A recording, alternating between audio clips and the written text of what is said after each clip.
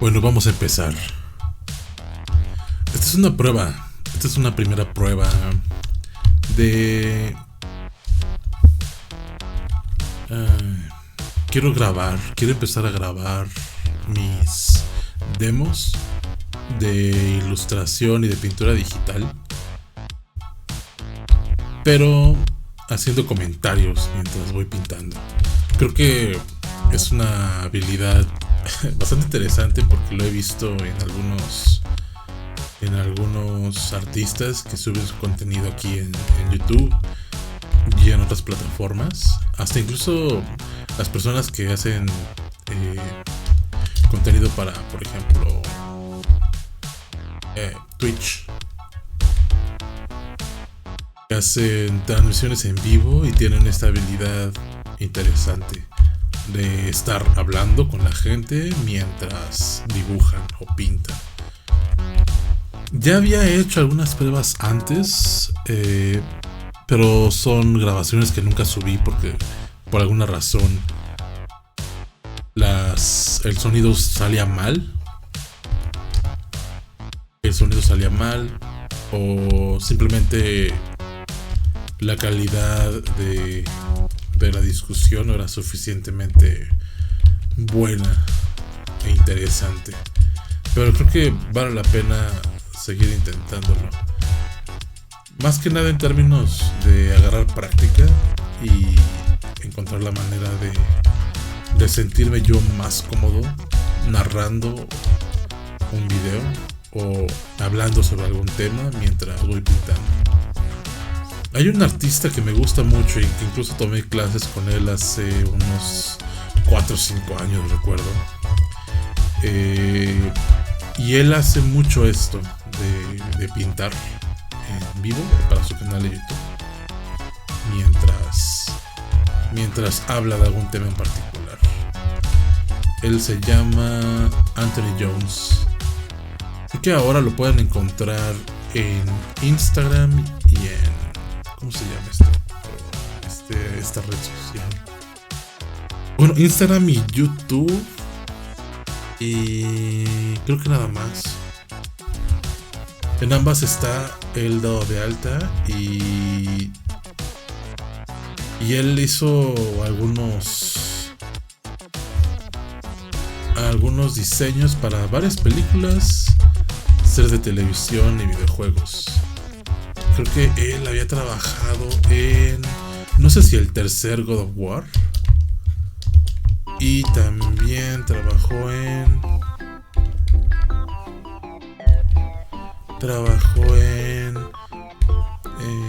Love, Death and Robots, la serie de Netflix. Y como él diseña muchas cosas de terror, criaturas y monstruos, lo contratan mucho para hacer diseño de personajes. Y como tiene esta habilidad muy cabrona de pintar a la prima, un poco lo que hago yo ahorita, pues sus habilidades son, al parecer, tienen cierto mercado, ¿no? Al menos en el diseño y la ilustración y el arte para entretenimiento, porque en cuestión de unos 10-20 minutos puede crear pues bocetos que pueden orientar la producción de una película, de una serie o de un videojuego. Entonces, pues creo que son habilidades interesantes, sobre todo en un espacio, en un momento de la industria donde parece ser que cada vez hay más compañías y estudios de videojuegos pensando en integrar, por ejemplo, inteligencia artificial para sus producciones. Fíjate, yo no me lo creía hasta hace unos 5 o 6 meses que encontré en LinkedIn según yo recuerdo, era un director de arte de un estudio pequeño de videojuegos, y él comentaba que estaban empezando a utilizar inteligencia artificial en su estudio, en el estudio donde él trabajaba. Y mucha gente se le fue a la yugular en ese momento, recuerdo. Y había muchos comentarios de gente que decía, oye, ¿por qué estás permitiendo esto? Y o sea, tú como creativo deberías estar promoviendo la defensa de los derechos de los artistas que siempre han trabajado con ustedes y de la industria como tal, ¿no? Protegiendo en el sentido de eludir la integración de estas tecnologías de saqueo de imágenes, ¿no? Entonces, este tipo lo que decía era que no veía el sentido en estar, ¿cómo decirlo? Como prohibiendo el uso de esas tecnologías, y que prefería más bien empoderar a los creadores y a los diseñadores, ilustradores, pintores, dibujantes, artistas que elaboraban con ellos en el estudio. Decía básicamente tal cual que las herramientas de inteligencia artificial eran una forma de empoderar a sus trabajadores, casi como darles estas como aumentos, ¿no? O sí, tal cual, herramientas que potencian, digamos, sus capacidades creativas. Y mucha gente decía que eso no era cierto, que no están empoderando a la gente, sino simplemente están legitimando un modelo de negocios que se basa en la rapiña, básicamente. Entonces, es interesante porque cuando te encuentras estas personas que alegan que aparentemente están empoderando a sus empleados con el uso de inteligencia artificial, al menos en estos ámbitos del diseño y del arte, híjole, creo que es algo bien extraño, ¿no? Porque también habría que ver de dónde sacaron todas esas imágenes para entender esos modelos. Alguien en TikTok, en mi canal de TikTok, me estaba comentando que deberíamos de alguna manera de no pensar la inteligencia artificial como un enemigo, y más bien pues no prohibirla, sino más bien regularla. Pero no lo sé, ¿eh? Creo que mi respuesta en ese momento fue, pues creo que sí parece una idea interesante y simpática, ¿no? Al principio, pero lo cierto es que las compañías, los estudios, sobre todo estudios pequeños de medio pelo, están pensando en integrar estas herramientas para ahorrar costes. Y creo que, híjole, cuando te das cuenta cómo lo están integrando, en algunas ocasiones he encontrado como este tipo, este director de arte de este estudio pequeño que comentaba en LinkedIn. Él comentaba que básicamente lo que estaban haciendo era como juntar todo el arte o todas las imágenes que habían comisionado, digamos, desde hace mucho tiempo,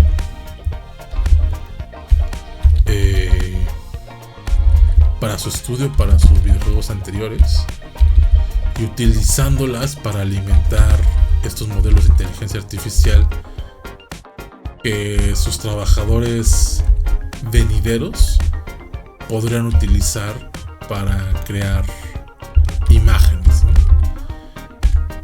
Entonces podrías decir, bueno, aquí hay un uso, entre comillas, legítimo y legal de las imágenes, pero lo cierto es que realmente estas personas le pidieron permiso a los artistas que trabajaron con ellos hace 10, 15, 20 años. Les pidieron permiso para integrar sus modelos en estos sistemas de creación de imágenes, de generación de imágenes. Yo le pregunté en el post de Instagram, de LinkedIn, y no me contestó. Entonces, pues no lo sé. Suena igual como un hueco legal que con alegar, ay, es que nosotros tenemos los derechos de uso sobre las imágenes, o sobre un conjunto específico de imágenes. Eso es un hueco legal porque, pienso yo, pues sí, estas personas que trabajaron contigo hace 10, 15 años, trabajando, creando imágenes, ilustraciones, modelos 3D, incluso renders, arte de marketing, keyframes, todas estas cosas. Todas estas personas que trabajaron para ustedes hace 10, 15 años, cuando les firmaron y les cedieron los derechos de uso de su trabajo, pues lo que, y lo hablo como por experiencia propia, lo que firmas es un consentimiento sobre la reproducción de tu trabajo. Pero no creo que estas personas hayan firmado para que bastardicen su trabajo y lo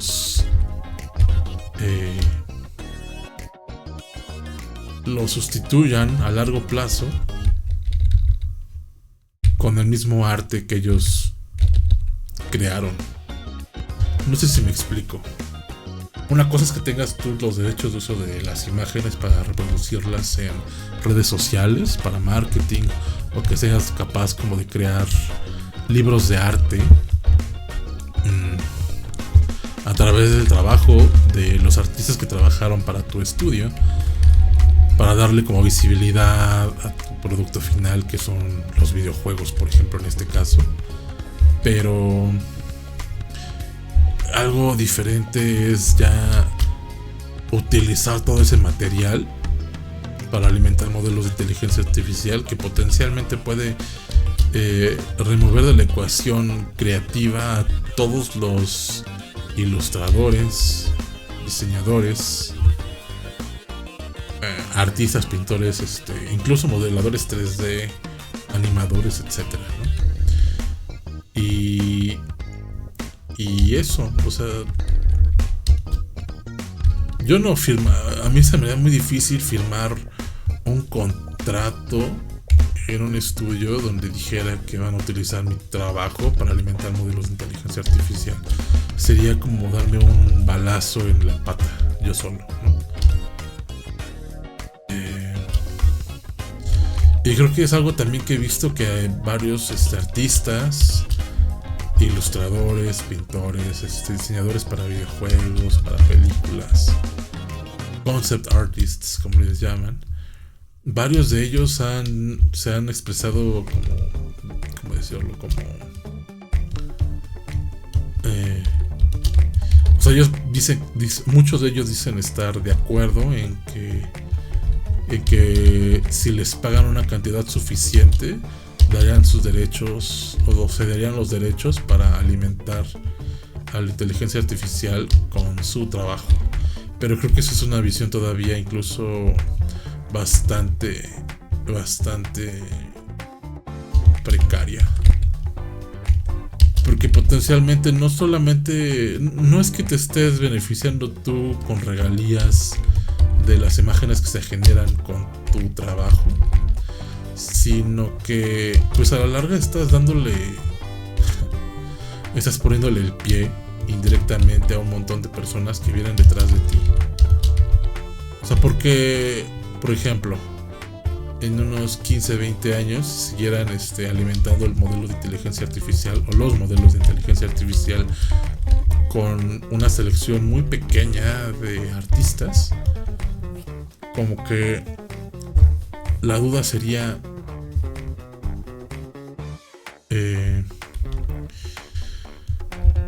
sobre si eso impide de alguna manera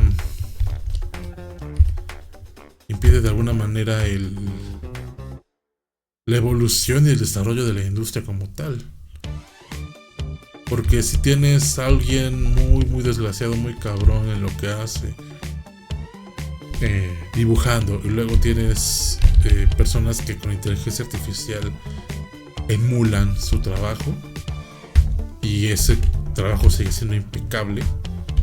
O sea, ¿cuál sería como el incentivo para los futuros ilustradores, pintores, artistas, creadores en general? ¿Cuál sería su incentivo para crear cosas diferentes cuando básicamente una industria gigante que alcanza todos los rincones del planeta, o casi todos los rincones, digamos, todos ellos están, ¿cómo se dice? O complaciendo, o están, pues sí, como quedando con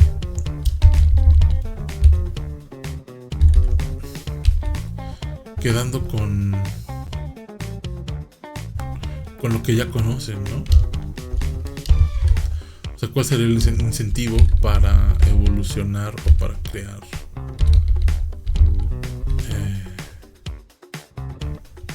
Ahora, pues quizá la evolución en ese momento sería en un tenor distinto, ¿no? En un ámbito distinto de la creatividad. Pero quién sabe, solamente el tiempo lo dirá. Por lo tanto, solo sé que cuando te gusta pintar, por ejemplo, como a mí me gusta pintar, creo que yo no dejaría de pintar si hay un modelo de inteligencia artificial que puede sustituir mi trabajo. Creo que buscaría la manera, y es lo que estoy haciendo ahorita, buscar la manera de ¿cómo decirlo? De encontrar formas diferentes de proponer una salida a mi trabajo de diseño. Y de ilustración. Hay una chica aquí en YouTube que estaba comentando en uno de sus videos que una ¿cómo se llama?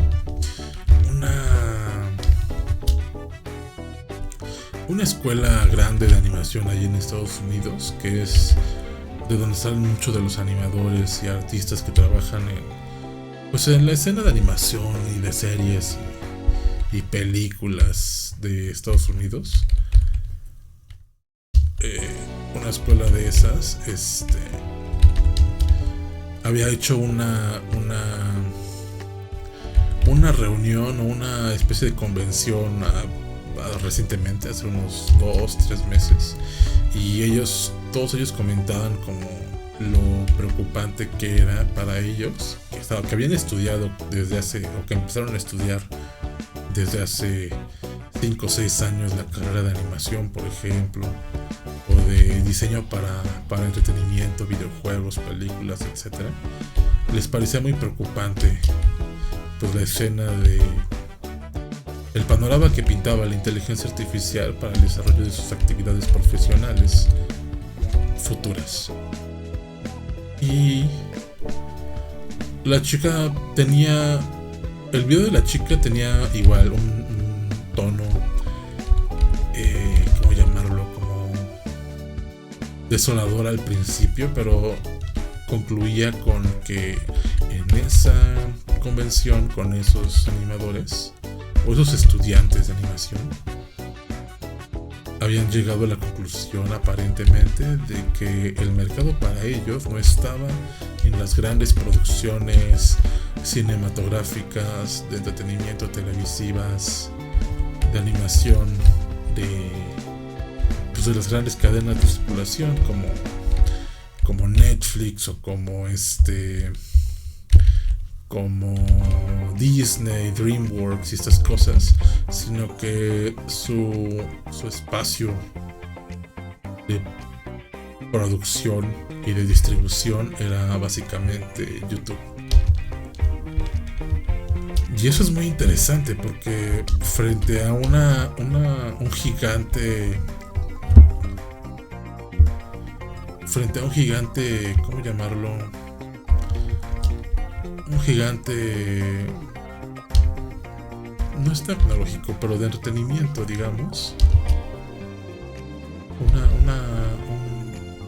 Frente a una industria gigante de entretenimiento donde se busca maximizar el rendimiento de los recursos, acortando presupuesto para la producción,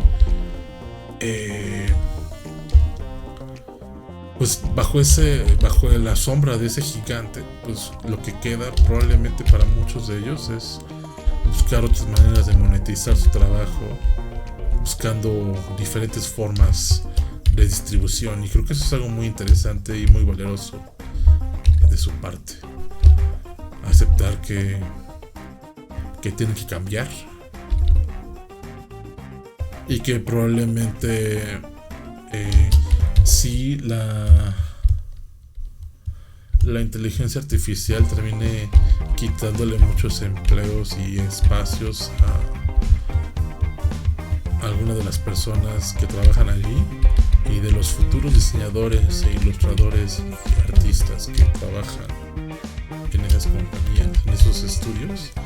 Pero con el tiempo tienen ellos que encontrar otras formas de darle salida a su pasión, porque de nuevo esto, pues sí, por un lado es lo necesario que todos necesitamos para vivir, la fuerza vital que todos necesitamos es el dinero, obviamente, pero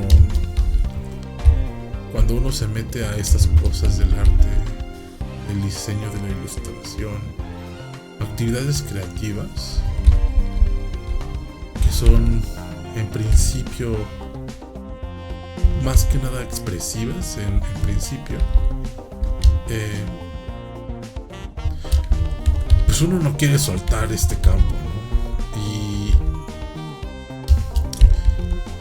al parecer con el tiempo se están abriendo espacios para dar a conocer el trabajo que uno puede producir de manera independiente, sin la necesidad de grandes casas productoras. Y creo que eso también ha pasado con los videojuegos, si lo han podido ver en los últimos años. Han salido pues algunas joyas, ¿no? Algunas joyas de videojuegos que se han hecho con equipos relativamente pequeños. Creo que el ejemplo más contemporáneo y reciente pues es este juego francés, ¿no? Que se llama Expedition 33, creo, algo así, que igual es un equipo pequeño, bueno, pequeño entre comillas, ¿no? Porque subcomisionaron mucho trabajo a freelancers, ¿no? Pero digamos que el equipo original y el equipo permanente es bastante pequeño. Entonces,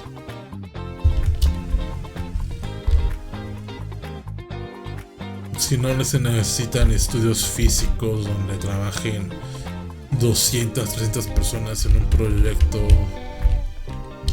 de muy larga envergadura,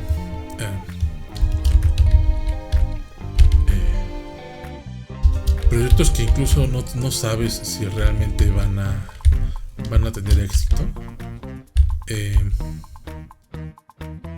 Frente a ese panorama, pues básicamente crear cosas un poco más humildes, digamos, humildes en términos de extensión, de duración,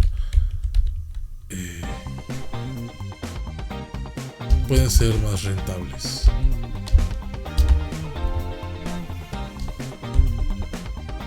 Pueden ser más rentables en algún momento. No sé de negocios, probablemente alguien que sepa de negocios podría contradecirme, obviamente, pero eso es lo que he estado viendo, eso es lo que he estado entendiendo de la situación actual en el entretenimiento y en el arte para entretenimiento, ¿no? Para el diseño, o sea, el diseño para entretenimiento, animación, videojuegos, efectos especiales, todo esto.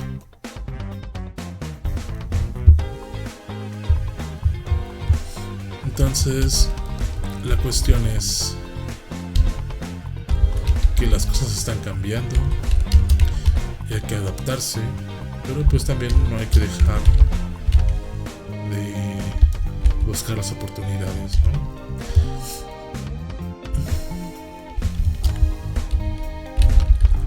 Este es un, híjole, ya llevo media hora aquí hablando.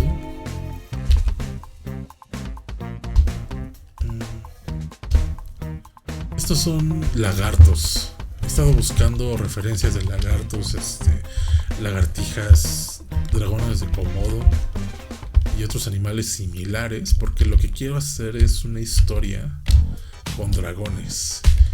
Pero pues casi nunca he dibujado dragones porque no es algo que haya necesitado en alguna parte de mi carrera. Y entonces justo ahora estoy aprendiendo un poco más de su anatomía, y de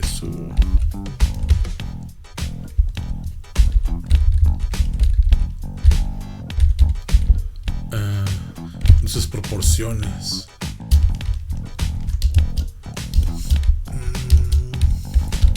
En mi canal en ambos canales, en el canal de YouTube que tengo aquí y en mi canal de TikTok, he estado subiendo bastantes materiales desde hace como un año, yo creo, con timelapses de mi trabajo, de algunas ilustraciones que hago, con algunos tips sobre ilustración y pintura digital.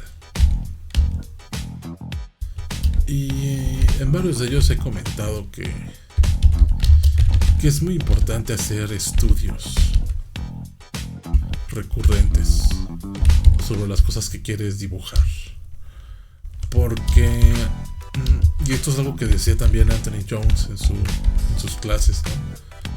Que parece que muchas veces cuando tenemos una idea en la cabeza, una historia que queremos dibujar, personajes que queremos representar, nos aventamos al vacío sin paracaídas, ¿no? Terminamos dibujando cosas casi rezando porque salga de nuestra mente y de nuestras manos las formas necesarias para representar ciertas cosas. Pero lo cierto es que si no sabes primero cómo dibujar las formas básicas de los motivos que quieres ilustrar, por ejemplo, si quieres dibujar personajes y no sabes anatomía, no sabes ni siquiera de proporción, pues te vas a dar de bruces porque hay cosas en la anatomía, hay cosas en la estructura de los personajes que dibujas que no van a tener sentido y vas a sentir que algo está mal, pero como no tienes conocimiento de anatomía, de nuevo, probablemente ni siquiera tienes conocimiento de proporción, pues no vas a saber por qué se ve raro. Entonces, en vez de rezar porque las cosas te salgan bien, pues básicamente tienes que afilar tu hacha. Y afilar tu hacha, al menos en este campo del arte, para mí tiene que ver con realizar estudios.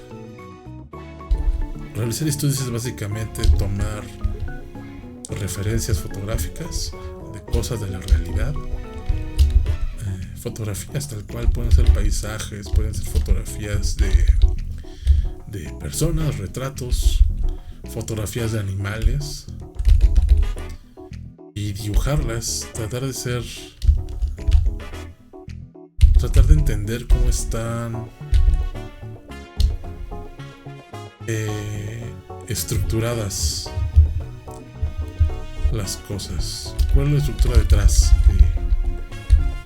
de las imágenes que vemos, de las personas y de los seres que representamos. Por supuesto, la idea es acercarse lo más posible a lo que vemos en las fotografías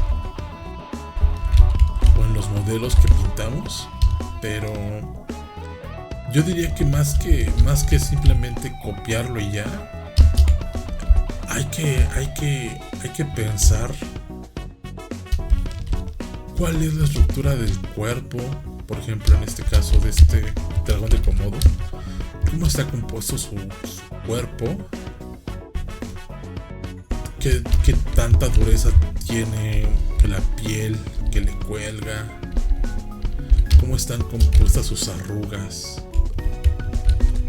y sobre qué base anatómica, muscular y de grasa está dispuesta la piel, ¿no? Pensar por qué unas hendiduras se ven más profundas que otras, y hay que pensar cómo está pegando, por ejemplo, en este caso la luz del sol sobre este dragón de Komodo. Porque según la referencia que estoy viendo, esta parte, por ejemplo, de la cabeza está más oscura.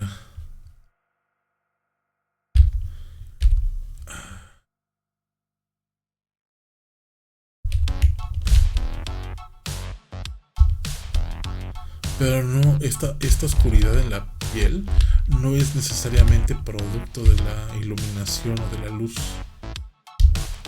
forzosamente, sino que la piel del lagarto tiene cierta coloración en sí. O sea, básicamente la piel de este dragón tiene manchas de varios tonos, ¿no? Si pudiéramos desplegar la piel probablemente bajo una luz o bajo una iluminación uniforme, aún así se vería de varios tonos.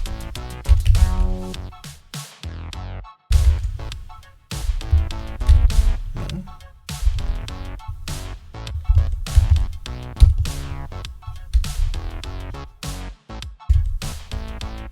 Básicamente esto sería como el color de la piel del dragón de Komodo con todo y su ojo.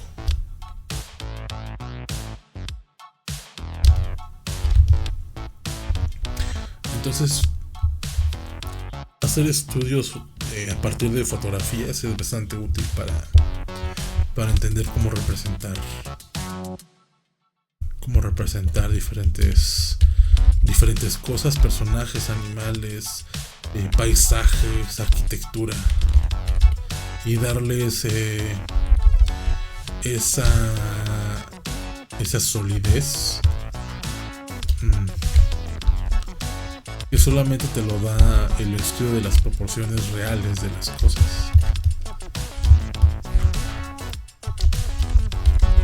Porque cuando algo está inventado 100% desde cero, sí es muy notorio.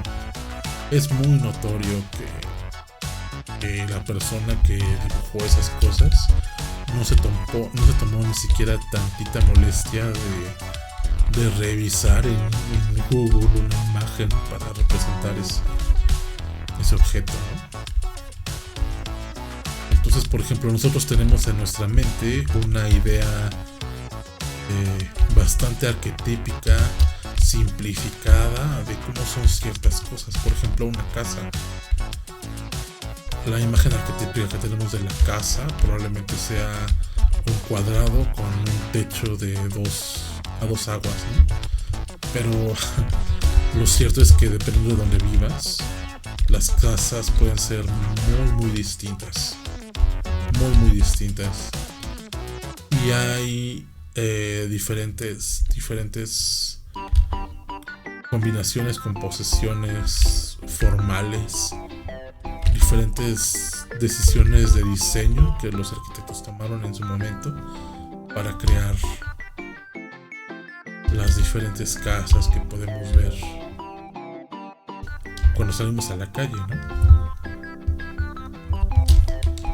¿no? Y pintar desde la imaginación no debería de ser una excusa para repetir tropos y clichés que no llevan a nada, sino simplemente a sobresimplificar las cosas y llevarlas a un absurdo sin sentido. En cambio, cuando ves que alguien tiene como nociones de dibujo y ha hecho suficientes estudios con fotografías o con modelos vivos, sí se puede ver se puede ver bastante su atención a los detalles, su atención a cómo representan los volúmenes, cómo representan las superficies, las sombras, los pliegues. Entonces la lección es hagan estudios. Al principio puede ser aburrido, pero con el tiempo le puedes agarrar mucho gusto y mucho interés a este tipo de prácticas, porque es incluso hasta meditativo. Hasta incluso creo que ya cuando yo quiero empezar a dibujar cosas por mí mismo desde la imaginación, me gusta bastante, pero hay ocasiones donde solamente quiero apagar la mente y copiar cosas. Y es ahí cuando aprovecho a hacer estos estudios fotográficos o a través de fotografías. Me parecen muy interesantes y muy necesarios, y me ha ayudado bastante a mejorar mi dibujo y mi pintura. Incluso lo pueden ver en los cortos, en los shorts o los TikToks que he hecho desde hace un año, yo creo. Creo que desde octubre empecé una serie de retratos que eran básicamente dibujos o pinturas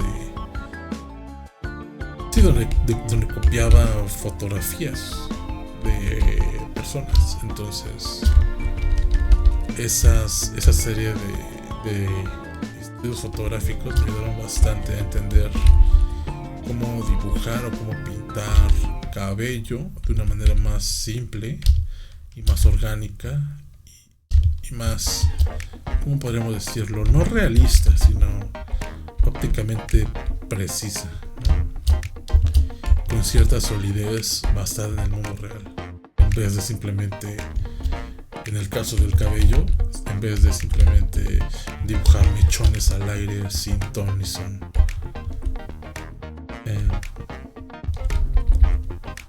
Siempre es bonito este trabajo, y de nuevo les repito, es muy meditativo. A mí me gusta mucho apagar el cerebro y simplemente copiar cosas. Si me pudieran pagar por simplemente nada más apagar el cerebro y dibujar o copiar cosas, lo haría sin pensarlo dos veces. Lo disfruto bastante.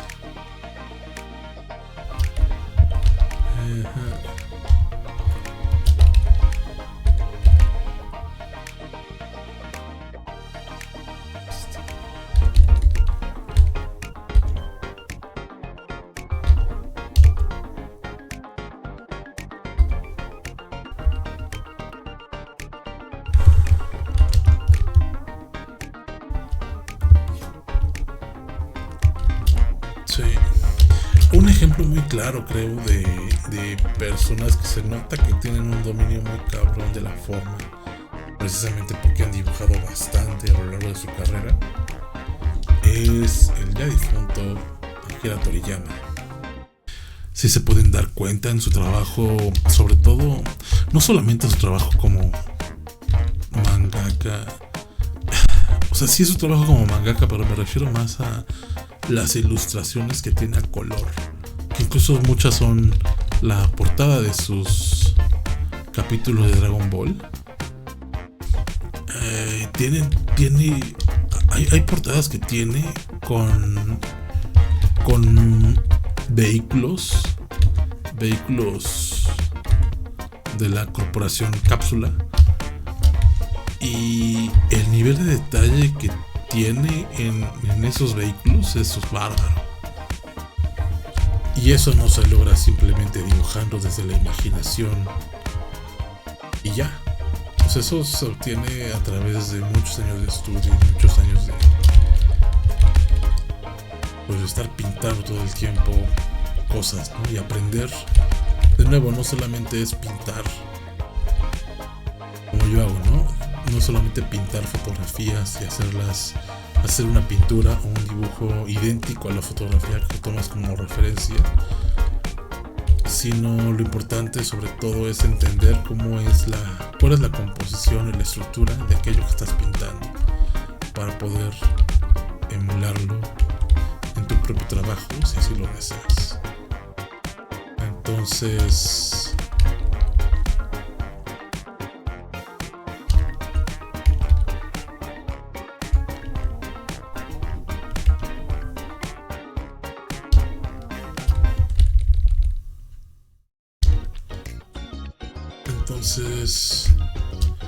pues es un ejemplo. Aquí la Toriyama dibujaba muy cabrón.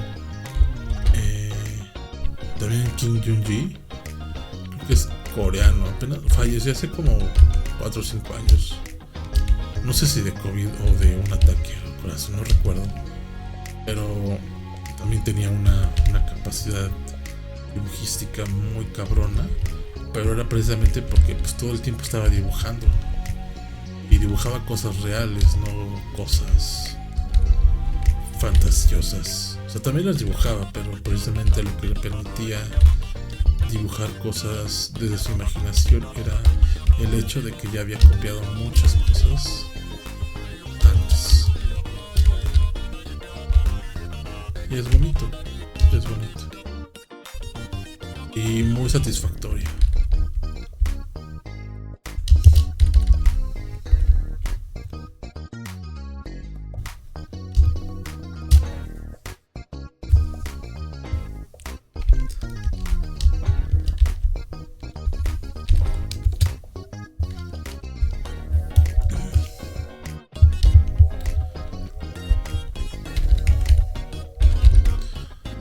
También creo que en muchas ocasiones la gente yo recuerdo cuando me empezaba a pintar en la computadora, me fijaba mucho en los pinceles que utilizaban otros ilustradores y dibujantes, y siempre quería utilizar sus mismos pinceles. Recuerdo que incluso hasta un amigo que tenía en aquella época, ¿cuándo fue? 2018, yo creo que fue 2017, 18 fue cuando empecé a pintar en serio de nuevo y a dibujar, porque lo había dejado por mucho tiempo. Yo creo que por unos 10 años dejé de dibujar. Bueno, entonces 2018 por allí, yo tenía la intención de otra vez dibujar de manera continua. Me acuerdo que tenía un amigo, un compañero que me comentaba que, ¿cómo decía? No recuerdo, estábamos platicando sobre igual arte digital, ¿no? Ilustración digital. Y él decía, es que qué fácil ellos, ¿no? O sea, se refería a todos los dibujantes, ilustradores, pintores. Decía algo así como que fácil cuando tienes un chingo de dinero para conseguir un montón de pinceles que te hacen la vida más fácil. Y a mí me daba risa porque yo para ese momento ya me había dado de topes con la vida. Sí me di cuenta, de nuevo, como les comento al principio, yo cuando empecé a pintar, tenía la intención o tenía la idea de que precisamente un pincel determinado te hacía pintar de una manera específica y te permitía hacer cosas inéditas, ¿no? Cosas únicas. Y sí, en cierta medida te ahorran ciertos dolores de cabeza al momento de representar ciertas cosas, pero sin un entrenamiento y sin un conocimiento de cómo describir formas a través de cada uno de tus trazos, sin eso tan simple, no importa qué tan bueno sea y qué tan cara sea la brocha o el pincel que utilices, nunca vas a poder hacer cosas, no te vas a poder acercar a la calidad que buscas, solamente descansando o confiando en que tu herramienta va a hacer maravillas por ti. Entonces cuando mi compañero me dijo esto, este cuate me dijo esto de que no, que los artistas digitales, ciertos pintores digitales eran cabrones solamente porque tenían pinceles bien caros o compraban montones de pinceles en internet. Cuando me dijo eso dije, no manches, este güey no sabe lo que está hablando. Yo utilizo un paquete de pinceles que compré igual en internet. No recuerdo cuánto me costó, pero es un paquete muy grande. Es un paquete muy grande y tiene un montonal de pinceles. Pero realmente no son tan necesarios. No lo son.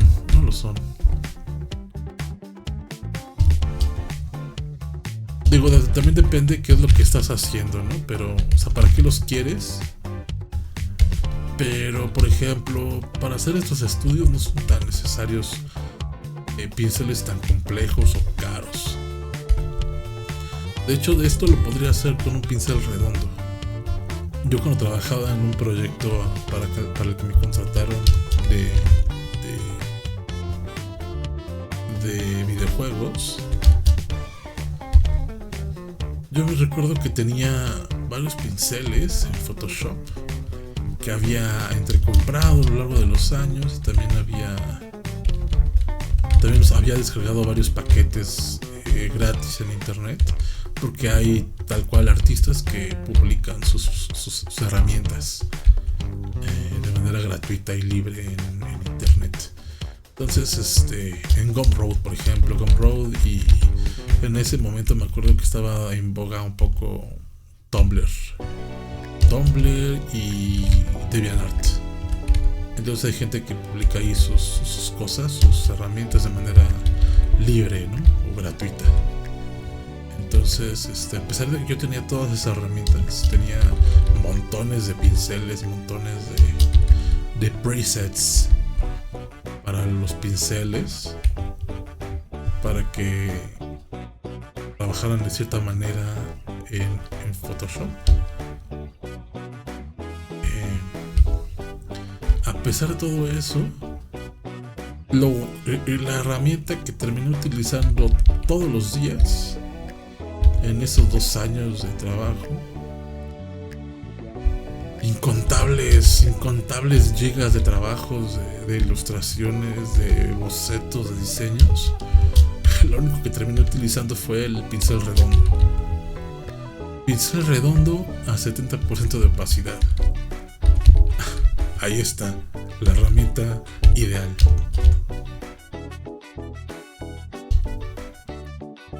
En este momento estoy utilizando un pincel de este paquete que compré hace tiempo, y tiene una textura curiosa. Tiene son como pelos, ¿no? Me gusta la impronta. Pero de nuevo, no es tan necesario. Lo hago nada más como como que es un gimmick para mí, es algo, una característica extra que es pues de entretenimiento básicamente. Es divertido para mí, pero no es necesario. Pero así como utilizo esta herramienta, este pincel en particular, tengo un montón de esos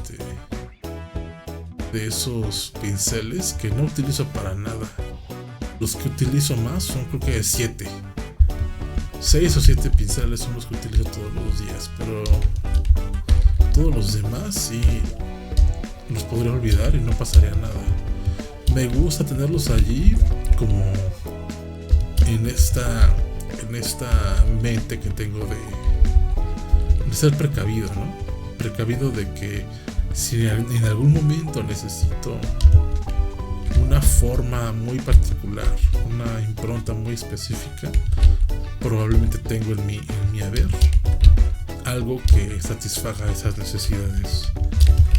Pero realmente las veces que he utilizado, que he necesitado utilizar pinceles complejos con huellas, con alfas muy específicos, complejos y con presets de opacidad y de jitter y demás cosas más complejas, ha sido, las veces que he utilizado esas herramientas han sido muy contadas.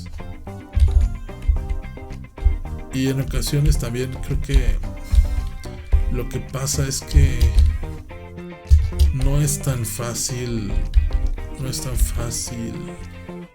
fundir los diferentes métodos de trabajo de pinceles tan diferentes uno del otro. Porque a veces la huella es tan difícil, o sea, la impronta es tan difícil, la textura es tan diferente. Cuando sumas esta textura a otro pincel, pues quedan cosas ya que probablemente no se combinen bien.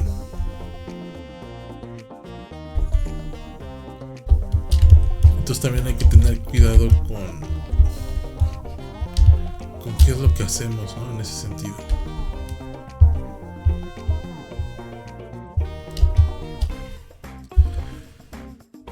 Y no, por tener cuidado me refiero a pues simplemente a simplificar tu forma de trabajo y no estar como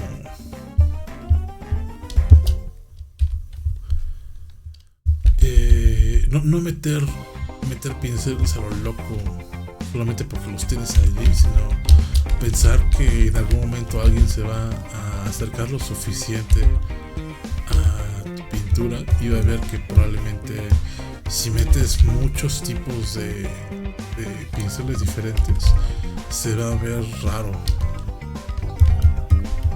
Pero de nuevo, o sea, son cosas que con el tiempo vas entendiendo. Cuando yo escuché esta idea de los pinceles que no se pueden mezclar adecuadamente, hace tiempo escuché esa idea y me parecía ridícula. Yo decía, pues es que pues la impronta es más o menos, o sea, las texturas no son tan diferentes una de otra como para que desentonen tan tajantemente, ¿no? Pero en una pintura que hice para un concurso hace como 2 años, creo que lo pueden encontrar en mi portafolio. Es una pintura de unos dragones verdes en un bosque. En esa pintura me acuerdo que metí un montón de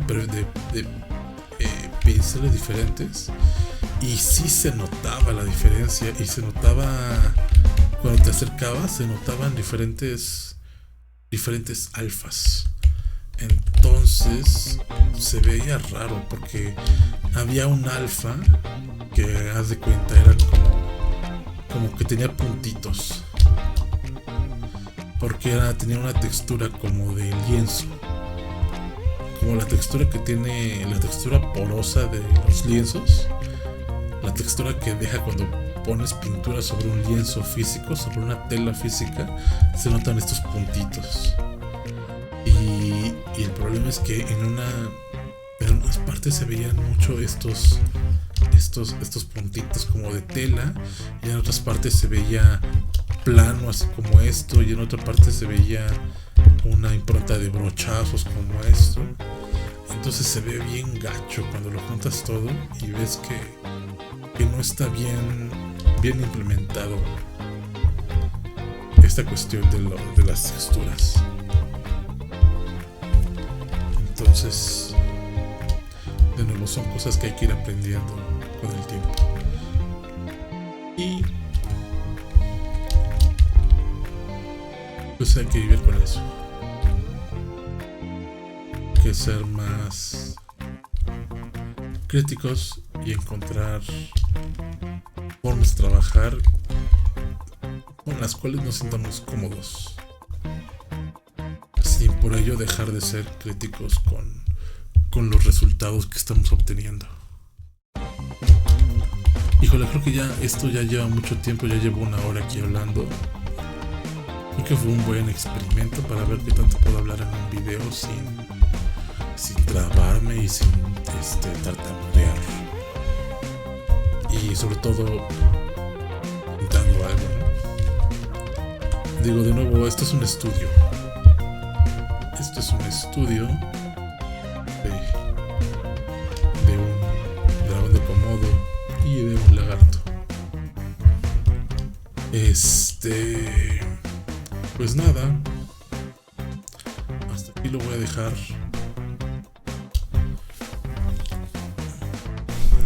Probablemente en redes sociales, en Mastodon,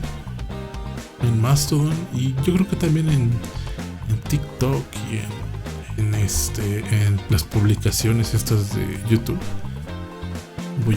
Voy a publicar este boceto para que lo vean. Y ojalá les haya gustado la plática. Si se escucha mal mi voz, me dicen para arreglar el problema.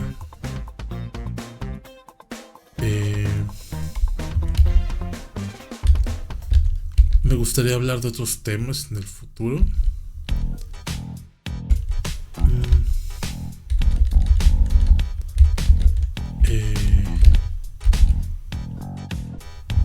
Me gustaría hablar de otros temas en el futuro.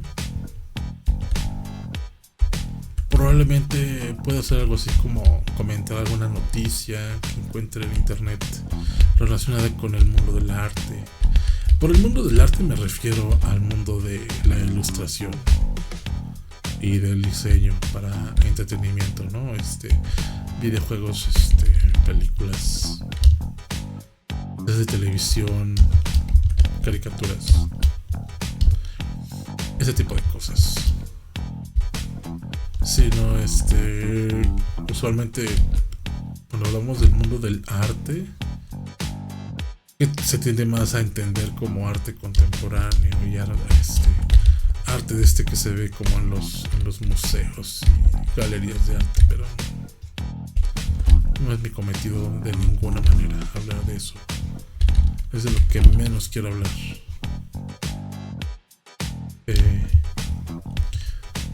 Y pues nada, sigan dibujando y no dejen que la pinche inteligencia artificial les quite sus sueños. Definitivamente va a haber muchos cambios en los próximos años, pero creo que lo interesante es pues encontrar personas todo el tiempo que estén haciendo o creando cosas.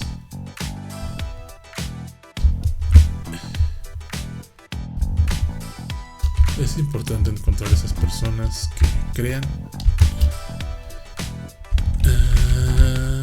Y en lo personal, cada vez que veo que algo está hecho por inteligencia artificial, ya lo boto y lo omito y lo quito de mi feed. De hecho, todo mi feed de Instagram y de TikTok y de YouTube, todo tiene un filtro para evitar esas palabras de inteligencia artificial, inteligencia generativa y esas cosas, porque no me interesa ver nada que tenga que ver con eso. Se me hace pura... ¿Cómo le llaman? En inglés le llaman slop, ¿no? Que es como basura, ¿no? Contenido basura, contenido que no tiene mayor peso. Nuevamente ocupan espacio en el feed y pues personalmente no tengo ningún beneficio y ningún interés de ese tipo de contenidos. Pero híjole, tengo muchas cosas que decir al respecto. Pero será en otra ocasión. Y por el momento creo que ahora sí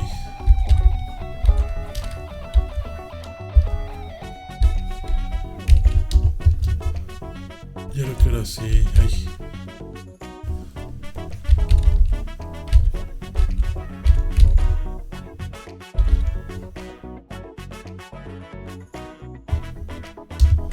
Ahora sí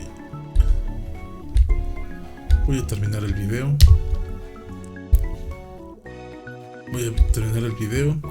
Y también me gustaría que si alguien sabe de alguna tiene recomendaciones de algún canal de YouTube que haga esto de hacer demos de pintura o de dibujo mientras hablan, me gustaría que me los mandaran. Creo que tengo mucho que aprender al respecto. Y creo que es una habilidad bastante interesante. La locución parece... Creo que muchas actividades que tienen que ver con estas cosas como de locución y demás, que hay personas que le dan por hecho ciertas cosas, ¿no? Que hay cosas que son fáciles de hacer solamente porque dicen, la locución no es tan difícil, yo también puedo hablar.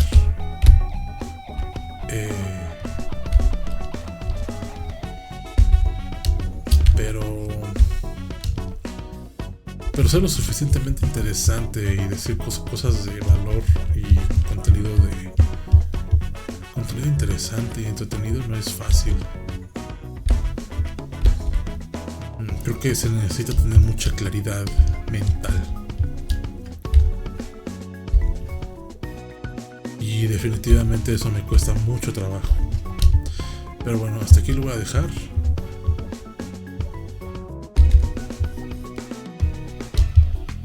Y nos vemos en el próximo video. Y voy a seguir subiendo shorts.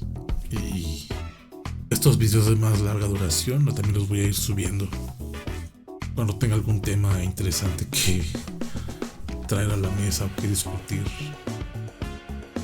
Quizá alguno de ustedes tiene una perspectiva diferente. Me gustaría que me la dejaran en los comentarios.